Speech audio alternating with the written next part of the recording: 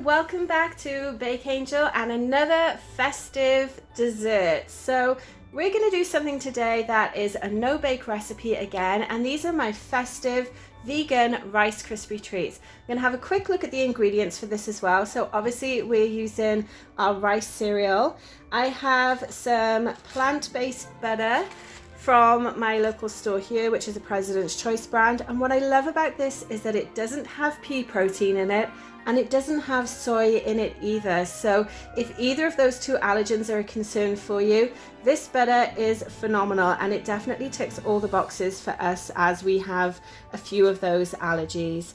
Then I have some vegan chocolate chips, I have some crushed candy canes, some coconut oil, and this is something I'm really excited to try. So these just came into our store this week, and they're plant-based vanilla marshmallows. Now I've only seen another brand of vegan marshmallows before. I've never actually seen sort of a store branded one. We'll have a quick look at the ingredients again. These are safe if you have a soy allergy. There's just sugar, there's a little bit of wheat too, so they're obviously not gluten-free. Cornstarch, tapioca, carrageenan, and then rice protein and some natural flavor as well, which will be the vanilla. But they look great on first look at them as well.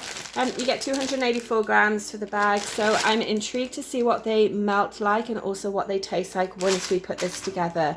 So now we're just going to go ahead and start to melt everything that we need to make the rice cereal treat, and then these three items are going to be used a little bit later on as a topping for it.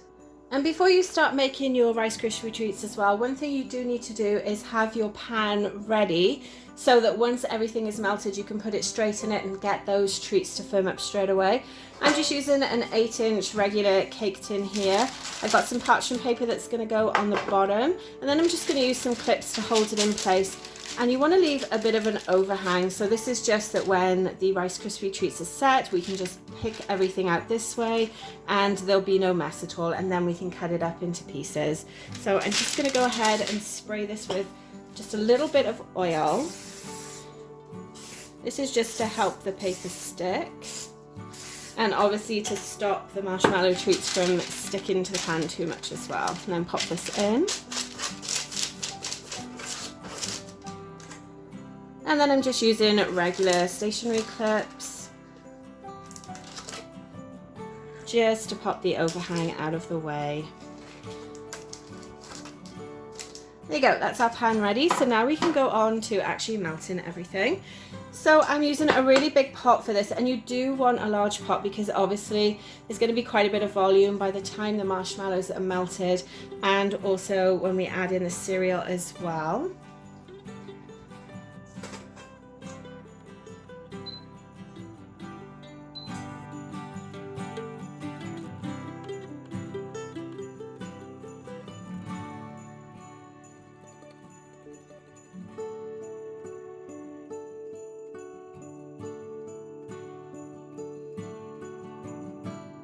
Turn it off for a second because our butter is melted.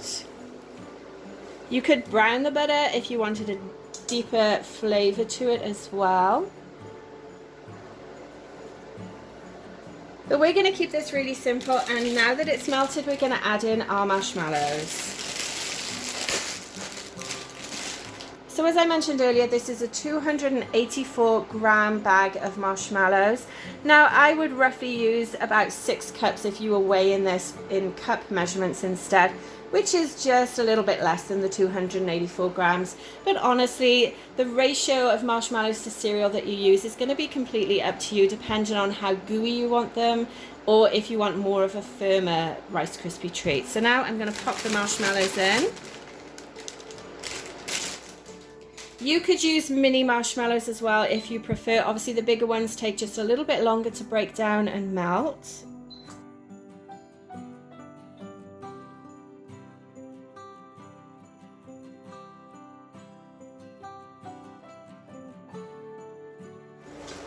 Okay, so it's kind of clumped together into a big sticky mess now, so I think we're going to turn the heat off and actually stir in our cereal now. So I'm just going to pop the pan on a wooden board instead, just to make that a little bit easier so it's off the heat.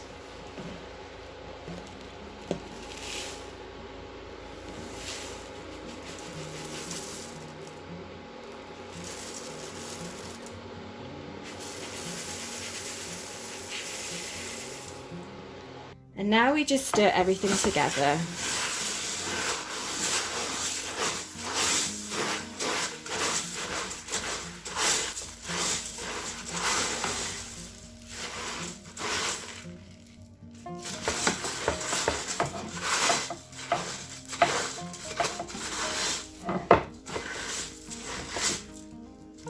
Look how gooey that looks, and I love that there's no dairy in this, because did you realize that most of the Rice Krispie treats that you can actually buy in the store have dairy in them? I guess because they're seeing it as a kind of breakfast treat, but obviously that means if you have a dairy allergy or you're vegan that you can't eat them. And my kids absolutely adore them, so we always make these treats quite often throughout the year. So that is looking great. You know it's ready once everything is pretty much clumped together like this. Just forms a huge big mess of sticky gooiness. And now we can transfer it to our baking pan.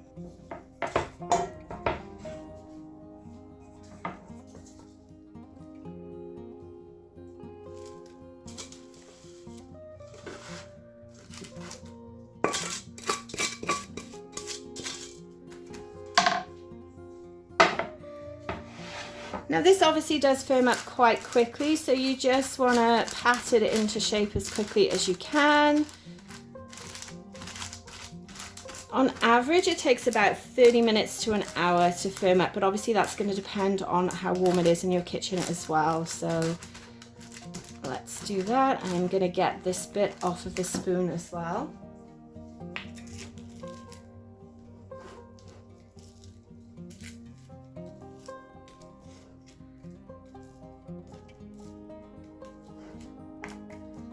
So this is already firming up, which is really, really good. Let's get these last bits off.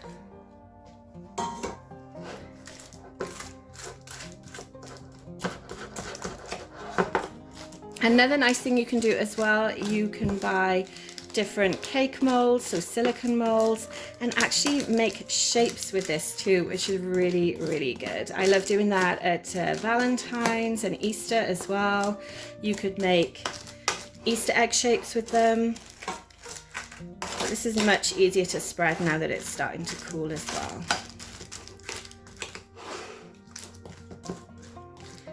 So I want to try and get this as smooth as I can on top, because we are going to pour some chocolate on it in a little bit. Let's just try and smooth this out.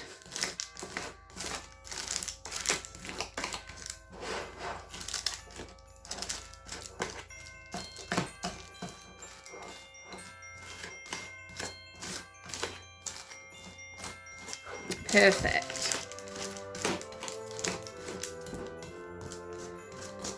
So that's good enough for me.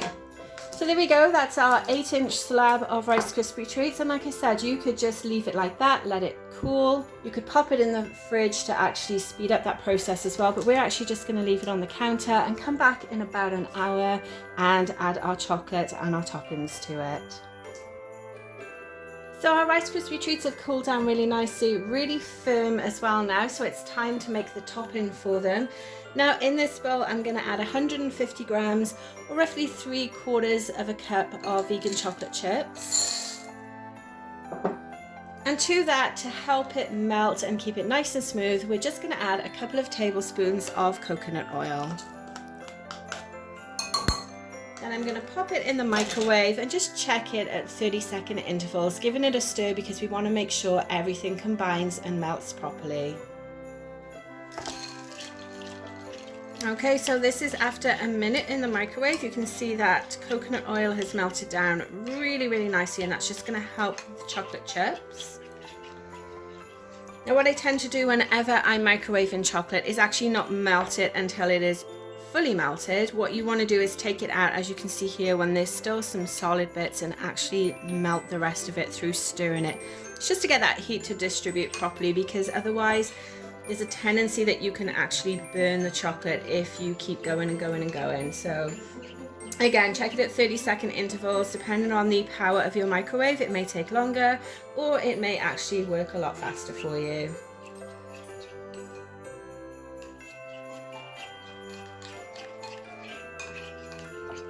Now the benefit to add in the coconut oil too is that you can see it stays really, really glossy, and it actually helps to make a much more pourable chocolate.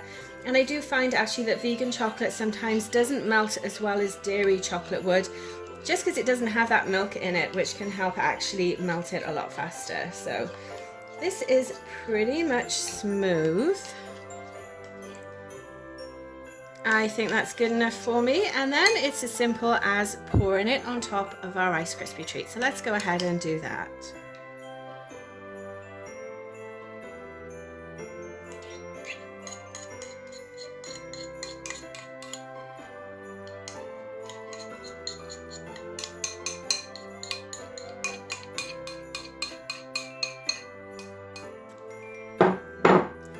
And I'm quickly just going to use the spoon and just spread it out.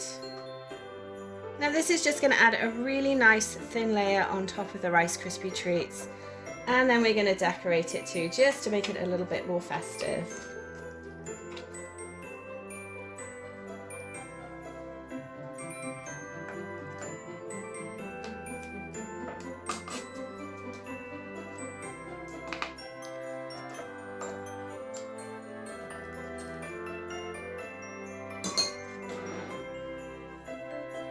And then straight away you want to go ahead and decorate. So again, I'm just using some crushed candy canes here.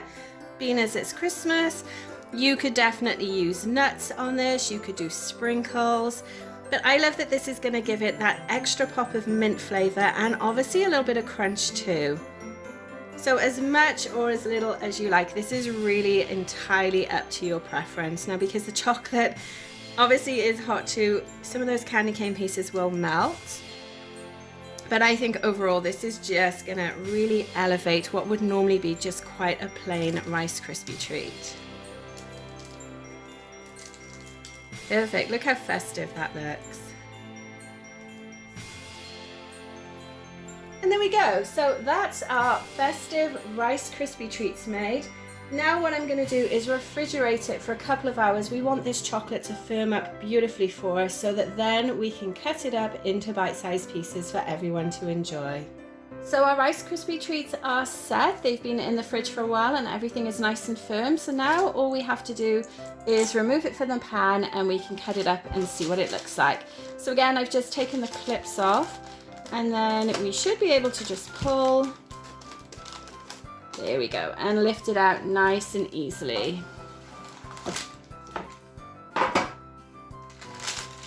Perfect, so let's have a quick look. You can see how some of the chocolate ran down the side, which is really, really nice. Now I'm just going to cut some of it up.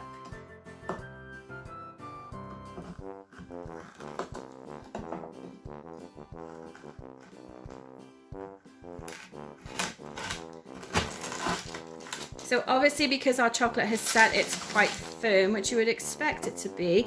Now what I would suggest if you were going to serve this is just kind of leave it come to room temperature for a little bit so that that chocolate will just warm up a little bit. Let's cut this piece off here.